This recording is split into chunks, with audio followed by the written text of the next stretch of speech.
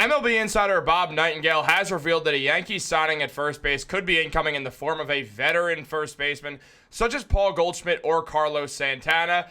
And Pete Alonso and those level of first basemen seem to have fallen off the Yankees' radar, while Brian Cashman and the New York Yankees appear to be looking for a cheaper veteran option at first base. Meanwhile, still looking heavily into both third and second base while deciding where Jazz Chisholm will play next season. And we're going to break it all down. So what's up, guys? Welcome back to Yankees Digest. It's Chris here, and we're going to jump right into things.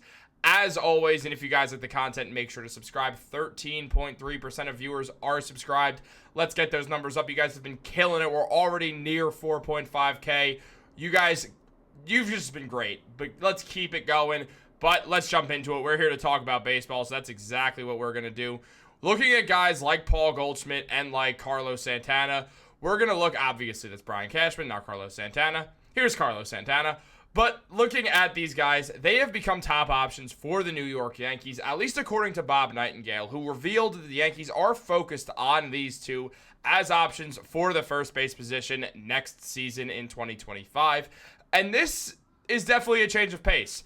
Now, all this predicates on the fact that Christian Walker agreed to a 3-year, $60 million contract with the Houston Astros, while the Houston Astros are now also paying Jose Abreu. So interesting contract by the Astros.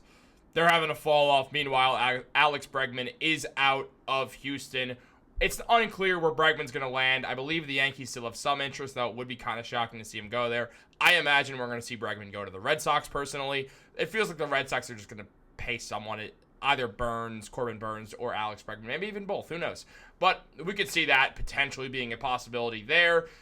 They've known to show interest in those guys and like Pete Alonso. Meanwhile, the Yankees appear increasingly likely to pursue a less expensive option at first base than Christian Walker or Pete Alonso. Now, obviously, Walker's off the table, and Pete Alonso still on the table. Does not feel like he will be a guy for the New York Yankees. Now, Bob Nightengale revealed all of this, saying the Yankees were interested in Christian Walker, but didn't want to lose a draft pick in compensation, while they're still focused on Paul Goldschmidt and Carlos Santana. Now, speaking on Goldschmidt specifically, as Nightengale said, while the New York Yankees are still showing strong interest in Goldie, there's a lot of competition. The Seattle Mariners, the San Francisco Giants, and the Washington Nationals, along with the New York Mets, are all engaged in talks with the former MVP as well. Paul Goldschmidt is a hot commodity, despite the fact that he is entering the age of 37 and just had the worst offensive season of his MLB career.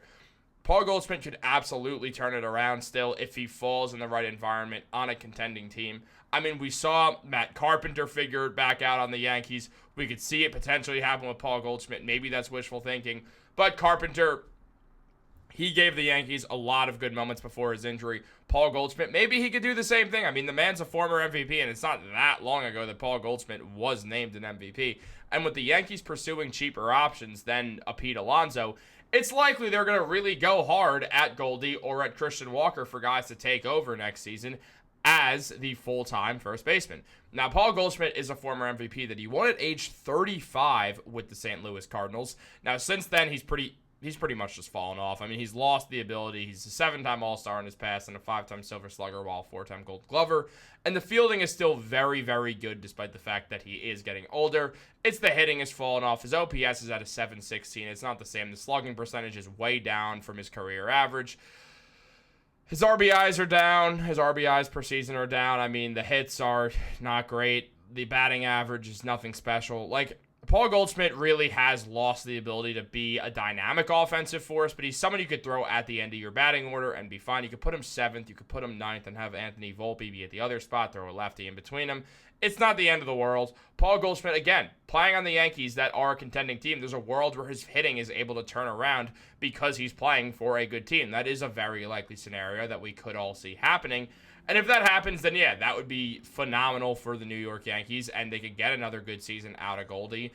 And then you could find another option as time goes on farther from now. Now, regardless who the Yankees signed, as it seems like it's between both Goldie and Carlos Santana, you would imagine that this is a bridge option. The Yankees are going to find someone else to do it. Meanwhile, guys like Ben Rice, like Oswaldo Cabrera, and DJ LeMahieu are all still on the Yankees and could be viable options at first base, given the Yankees' first base position had a negative 1.5 WAR last year, so maybe none of those guys should be at first base, but if anyone's going to be at it, you'd probably want to be Cabrera.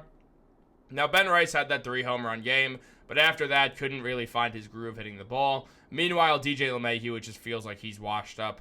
So, yeah, Paul Goldschmidt, not a bad option at all. I don't think many people would mind Goldie becoming an option at the end of the Yankees hitting rotation. Gives him a chance to play for a contending team, which means he'll give it all he's got. I don't mind this move whatsoever. I mean, is it sexy? No, but it's a fine move for the New York Yankees and what they're attempting to go for. It also means they might be willing to spend more money for a second baseman or for a third baseman.